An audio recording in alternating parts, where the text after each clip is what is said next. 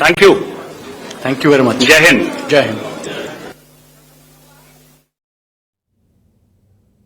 ये बड़ी खबर इस वक्त आपको बता रहे हैं, पहलगाम हमले का जवाब देना जरूरी था और ऑपरेशन सिंदूर जारी है। पाकिस्तान ने एलओसी पर घुसपैठ की कोशिश की, डीजीएमओ ने ये बताया और पूरे विस्तार से मीडिया को ये जानकारी दी गई, लोगों तक ये पहुंचाने के लिए जानकारी दी गई कि आतंकी ठिकानों को तबाह किया गया और खुफिया सूत्रों से 9 आतंकी ठिकानों की जानकारी, हालांकि ज्यादा आतंकी ठिकानों की जानकारी थी, लेकिन उसके बाद जब इस बात की जानकारी पुख्ता हो गई कि इन 9 जगहों पर यहां पर जमावड़ा है, उसके बाद यह कार्रवाई की गई और किस तरीके से कार्रवाई की गई यह भी हमने देखा है। कर्नल उत्कर्ष राठौर इस वक्त हमारे साथ जुड़े हुए हैं। कर्नल साहब, बहुत स्वागत आपका। और आज ये प्रेस कॉन्फ्रेंस, प्रेस ब्रीफिंग जो है, ये बहुत कुछ बता गई और ये भी कि अभी ऑपरेशन जारी है, ऑपरेशन थमा नहीं है। तो क्या हम देख सकते हैं कि आने वाले दिनों में, क्योंकि अभी हम युद्ध की स्थिति में है, ये तीनों अधिकारी कहते हुए नजर आए? देखिए, ऐसा है कि कल 10 मई को 5 बजे सीज फायर की आधिकारिक घोषणा हुई थी, लेकिन रात 10-11 मई को पाकिस्तान ने सीज फायर तोड़ा। उसने ड्रोन भेजे और आर्टिलरी से शेलिंग करी लाइन ऑफ कंट्रोल पर और इंटरनेशनल बॉर्डर पर, जो कि आज सुबह तक जारी रही। तो उसी के बदले में जो अभी आर्म्ड फोर्सेस की, आर्मी, नेवी, एयरफोर्स की प्रेस कॉन्फ्रेंस हुई थी, उसमें ये कहा गया कि हम तैयार हैं। क्योंकि उससे पहले आपको याद होगा, तो जब ये सवाल उठने लगे सीज फायर है या नहीं है, तो भारतीय वायुसेना ने कहा कि हमारा ऑपरेशन सिंदूर अभी भी जारी है।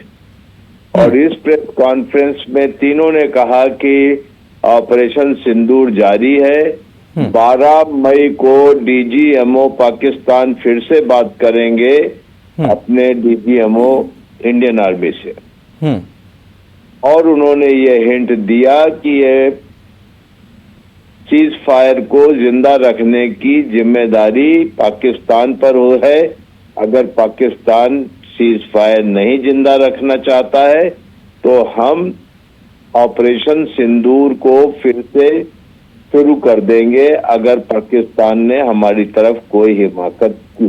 ठीक है, अंकुर जी भी हमारे साथ जुड़े हुए हैं न्यूज रूम से। सर, मैं समझना चाहूंगा, ये पूरी प्रेस कॉन्फ्रेंस जो है, इसमें ऑपरेशन सिंदूर जारी है ये कहा गया, तो ये क्या मैसेज है कि अभी कार्रवाई और की जाएगी, या फिर अगर तोड़ा तो फिर हम कार्रवाई करेंगे? कैसे हम इसको समझेंगे सर? देखिए पुलिस, सबसे पहले हमें ये समझना होगा कि पहली बार डीजीएमओ लेवल के सैन्य अधिकारी आते हैं, वो बताते हैं कि पूरा ऑपरेशन क्या था। दरअसल काफ़ी लोगों के मन में कई तरह की बातें थी कि ऑपरेशन कैसा हुआ, क्या कितने हम उसमें सक्सेसफुल हुए।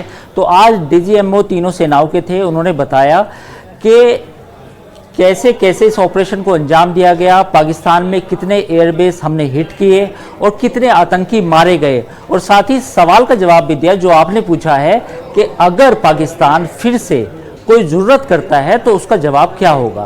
तो DGMO Rajeev Ghai, lieutenant general Rajeev Ghai ने कहा कि अगर पाकिस्तान, इवन उन्होंने तो ये तक कहा कि आज रात हम देखेंगे कि अगर आज रात भी कोई सीज फायर वायलेशन किया गया तो जो सेना का जवाब होगा वो काफ़ी कड़ा होगा।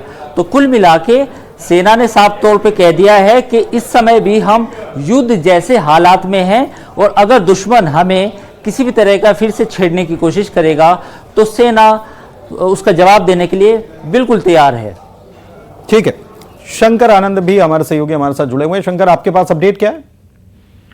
देखिए, जिस तरह से भारतीय सेना के द्वारा पाकिस्तान में इस पूरे ऑपरेशन में जवाब दिया गया, तो इस पूरे ऑपरेशन की एक गाथा जो है, एक ऑपरेशन का जो निचोड़ है, वो आज डीजीएमओ के द्वारा बताया गया। और इस मामले पे जिस तरह से आज दिन में भी हम लोग चर्चा कर रहे थे कि भारत ने पाकिस्तान के कई जो फाइटर जेट है उसको मार गिराया है, और इसके बारे में जब बताया गया कि हम नंबर से नहीं बताएंगे क्योंकि इस मामले पर अभी बोलना उचित नहीं होगा, लेकिन इतना स्पष्ट है कि कई जो एयरक्राफ्ट जो है जो फाइटर एयरक्राफ्ट है उसको मार गिराया गया है और आने वाले दिनों में अपने आप पता चल जाएगा। इसके साथ ही 100 से ज्यादा आतंकियों को ढेर किया गया।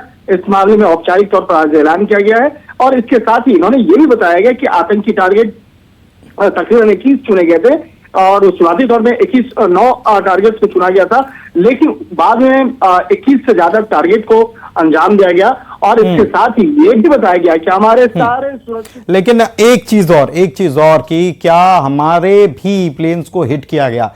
इसके जवाब में कहा गया कि ये हमारे सारे पायलट्स पूरी तरह से सुरक्षित हैं और बहुत सारी चीजें जो हैं वो अभी नहीं रखी जाती क्योंकि अभी स्थितियां जो हैं वो हम देख रहे हैं, अभी हम युद्ध में। अंकुर जी, सही बात है और इसमें सबसे पहले हमें ये समझना होगा कि सेना ने ये कहा है कि अब भी हम युद्ध जैसे हालात में हैं, तो हम कोई ऐसी बात नहीं करना चाहते जिससे दुश्मन को कुछ पता चले।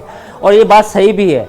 अगर आप समझे कि अभी ऑपरेशन जो सिंदूर है वो अभी जारी है, ऐसे में अगर हम ये बात करने लग जाएं कि हमने क्या यूज़ किया, कौन सा हथियार यूज़ किया, कौन सी मिसाइल यूज़ की, कौन सा फाइटर प्लेन यूज़ किया, क्या हमें नुकसान पहुंचा और कहाँ नुकसान पहुंचा या नहीं पहुंचा, इस तरह की बातें बेमानी हैं क्योंकि इस समय हम युद्ध जैसे हालात में हैं।